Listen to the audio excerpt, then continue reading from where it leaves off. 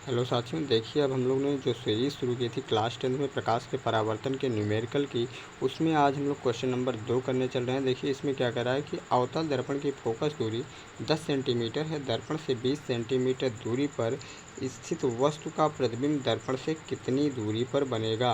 तो यहाँ से देखिए सबसे पहले अगर हम इसको ग्राफ से समझें तो एक हम लोग अवतल दर्पण ले लेते हैं। इसमें ये हम बना लेते हैं, ये हमारा क्या हो गया, अवतल दर्पण। इस अवतल दर्पण में ये क्या है, आपका ध्रुव होगा, ये फोकस दूरी होगी यानी मुख्य फोकस, ये वक्रता केंद्र सी होगा और इसके आगे आपका इनफाइनाइट बिंदु बनेगा। तो फोकस यहाँ पे कह रहे हैं दर्पण की फोकस दूरी 10 सेंटीमीटर, मतलब ये यहाँ तक की दूरी दिया है 10 सेंटीमीटर। और आप जानते हैं कि जितनी दूरी ध्रुव से फोकस की होती है उतनी ही दूरी फोकस से केंद्र की होती है, यानी ये भी कितना हो जाएगा, 10 सेंटीमीटर। तो अगर 10 और 10 मिला के देखते हैं तो टोटल हमारा हो जाता है 20 सेंटीमीटर। अगर इस 20 सेंटीमीटर को देखें तो ये 20 सेंटीमीटर कहाँ से है, ध्रुव से केंद्र के बीच की दूरी आ गई 20 सेंटीमीटर। और कह रहा है कि वस्तु को कितनी दूरी पर रखा जाता है, 20 सेंटीमीटर, यानी वस्तु को हम कहाँ पर रख रहे हैं, वक्रता केंद्र सी पर रख रहे हैं।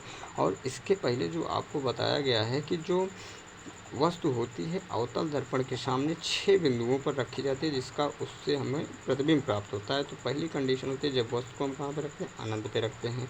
दूसरी कंडीशन क्या होती है, जब अनंत तथा सी यानी वक्रता केंद्र और अनंत के बीच में रखते हैं।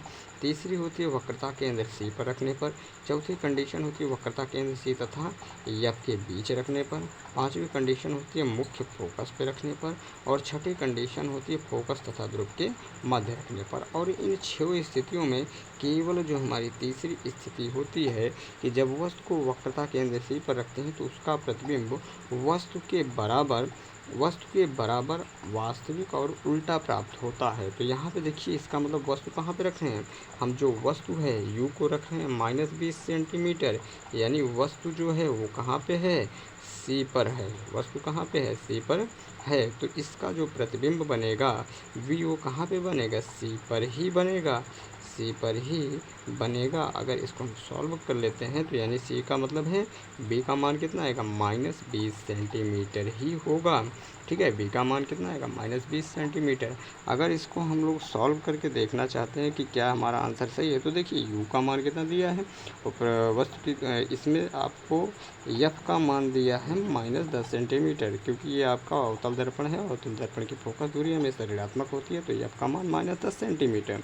अब कह रहा है दर्पण से 20 सेंटीमीटर की दूरी पर यू का मान कितना है, -20 सेंटीमीटर। अब इसके पहले वाले वीडियो में आपको बताया गया कि यू का मान हमेशा क्या होता है, ऋणात्मक होता है, तो ये भी ऋणात्मक, यू भी ऋणात्मक। और इसके बाद हमसे वी का मान पूछ रहा है, तो वी का मान जो होगा हम निकालेंगे 1/f = 1/u + 1/v से।